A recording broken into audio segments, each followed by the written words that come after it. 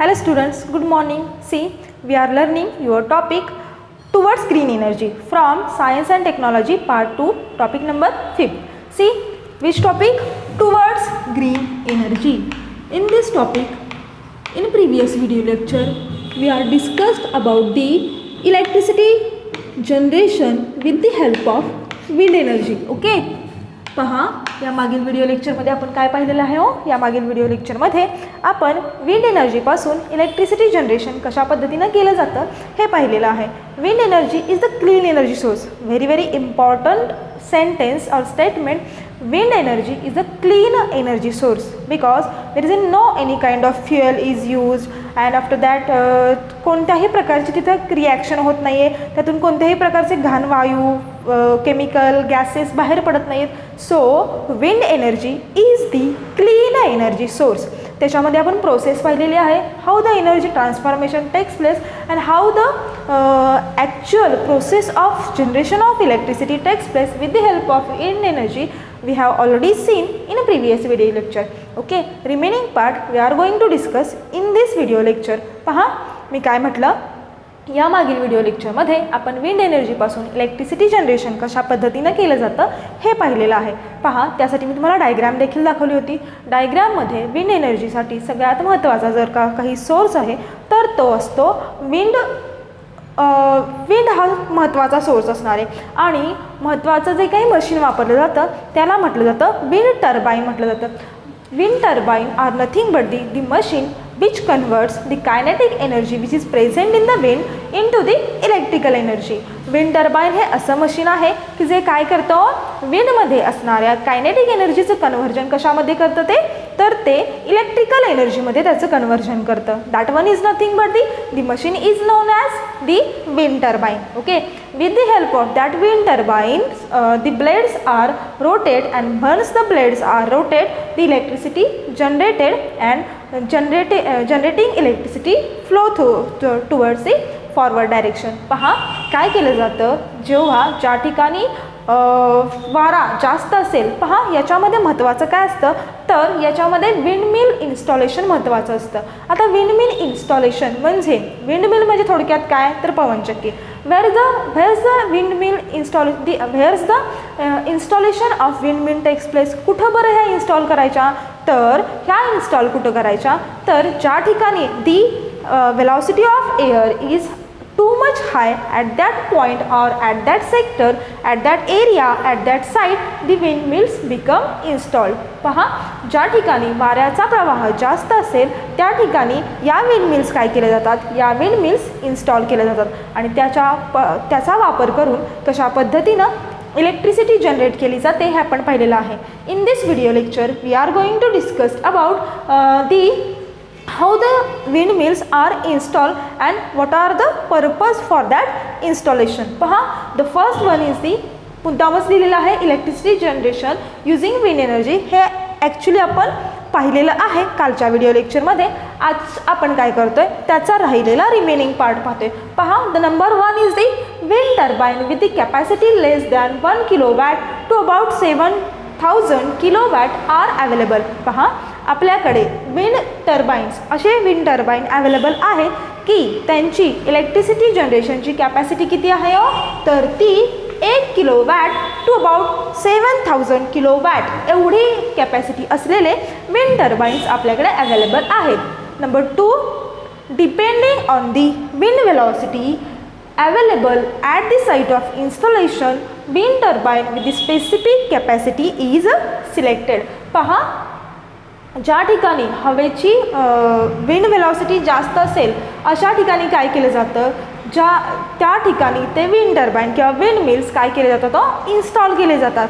ज्या ठिकाणी वाराच नाही आहे त्या ठिकाणी लावून ते चालेल का पवनचक्क्या विंड मिल्स लावून चालतील का, नाही चालत. मग सिलेक्ट करताना एरियाच असा सिलेक्ट करावा लागतो की ज्या ठिकाणी विंडची वेलॉसिटी जास्त असेल. ज्या ठिकाणी where the wind velocity is high there is a installation of windmill takes place. Now the wind velocity with the specific location depend on the geographical areas. The wind velocity with specific location depend on the geographical area. पहा आता ह्या जे काही विंडची velocity असते ही कशावरती depend असते, तर ती तिथल्या जॉग्राफिकल एरियावरती डिपेंड असते. पहा म्हणजे समजा काही ठिकाणी घर वगैरे असेल, तिथं एखाद्या मोठ्या अपार्टमेंट असतील, मोकळं ठिकाण असेल, तिथं जर का लावलं असेल तर तिथं प्रायव्हेट विंडमिल्स लावले जातात. त्यानंतर काही ठिकाणी शेतामध्ये देखील लावले जातात. आणि ह्या विंडची वेलॉसिटी तिथल्या स्पेसिफिक लोकेशनवरती म्हणजेच त्या स्पेसिफिक लोकेशनचा आजूबाजूचा असणारा जॉग्राफिकल एरिया कसा आहे याच्यावरती विंड वेलॉसिटी डिपेंड असते. Depend on this geographical area there are mainly 3 types of windmills. See now we are going to discuss about the types of windmills.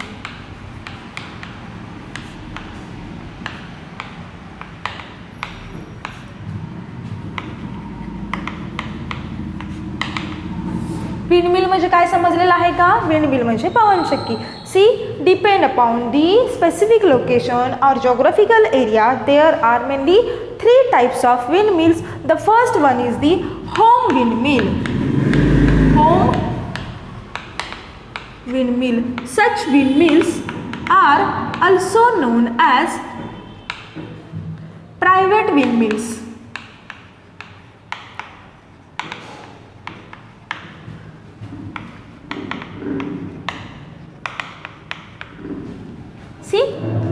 काय लिहिलं मी या ठिकाणी?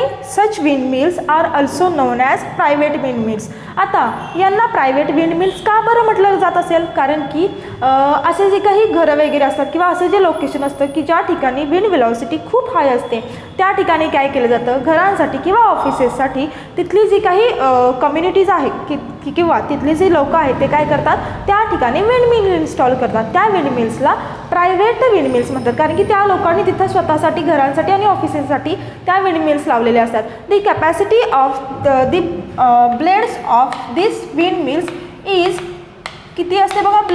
ब्लेडची 1.5 मीटर्सचे असतात blades.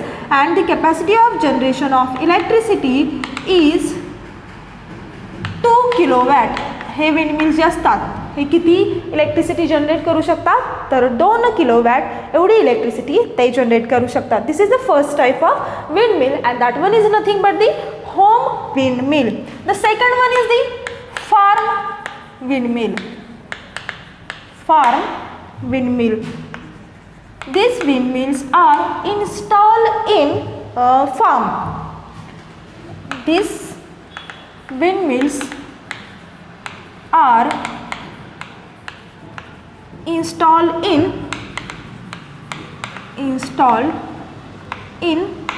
farm areas. The blades of such windmills are 15 meter, sorry 15, not 15, very sorry, 50 meter, and the capacity of generation of electricity of farm windmills is 2000 kilowatt. Capacity of generation of electricity is 2000 kilowatt. पहा ना, तुम्ही शेतामध्ये देखील पवनचक्क्या पाहिल्या असतील. त्या कशासाठी असतात? शेतामध्ये विहिरी असतात. विहिरीमध्ये काय करावं लागतं? पाणी आपल्याला शेतासाठी वापरायचं असतं. मग त्या ठिकाणी इलेक्ट्रिसिटीची गरज असते. मग त्या ठिकाणी त्या फार्ममध्ये काही विंडमिल्स इन्स्टॉल केले जातात. That windmills are known as farm windmills. Okay. Number third, the third type of windmill is offshore windmills. Offshore windmills. Such windmills are installed at seashore areas. Such windmills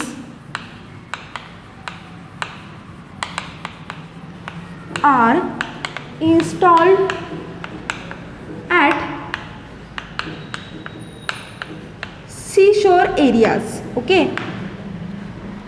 The blades of such windmills are 100 meter and the capacity of generation of such windmills is very high compared to home windmill and farm windmill. बघा capacity काय आहे त्याची? 6000 to 7000 kilowatt एवढी generation capacity कशाची असते? Offshore windmills. Offshore windmills means what? The windmills which is install at the sea shore areas. म्हणजे समुद्राच्या ठिकाणी काय असतो? ज्या विंडमिल्स इन्स्टॉल केल्या जातात that windmills is known as offshore windmills. समुद्राच्या ठिकाणी वारा कसा असतो? The velocity of wind is very हाय.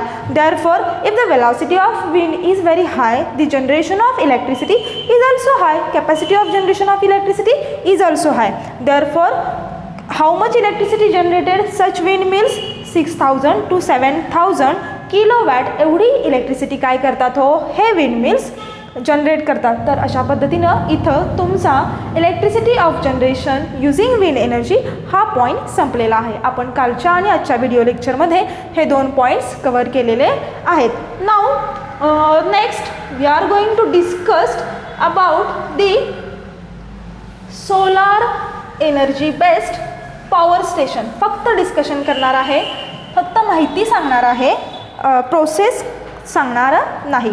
पहा, next power station is solar energy based power station.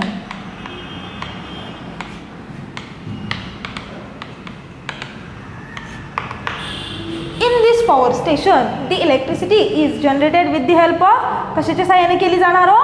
तर with the help of sunlight. Generation of electricity takes place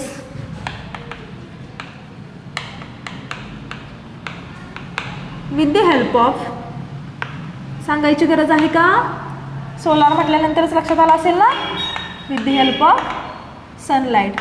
See, solar energy power station. The electricity generation takes place with the help of solar energy. In such a power plant, the electricity generated with the help of 2 methods. Which are that 2 methods? The first one is the solar photovoltaic power station. Solar photovoltaic power station. And number 2 is the solar thermal power station. Solar thermal power station. Such 2 power station, with the help of such 2 power station, the electricity generated. पहा, पहिला जो आहे तो solar photovoltaic power station.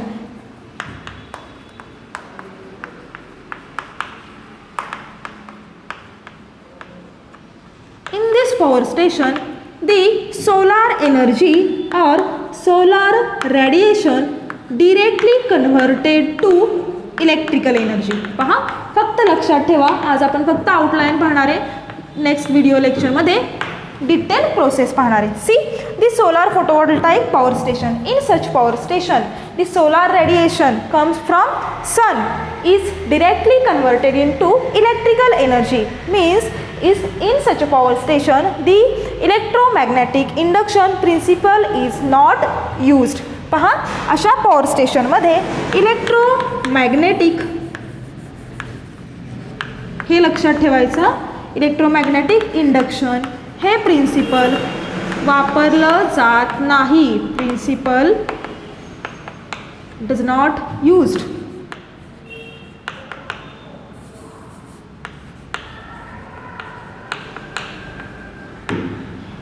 आणि for example आपण सांगू शकतो solar lamp, solar batteries,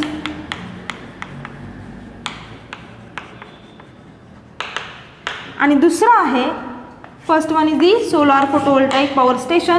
लक्षात काय ठेवायचं, याच्यामध्ये डिरेक्टली सोलार रेडिएशनचं कन्व्हर्जन इलेक्ट्रिकल एनर्जीमध्ये केलं जातं.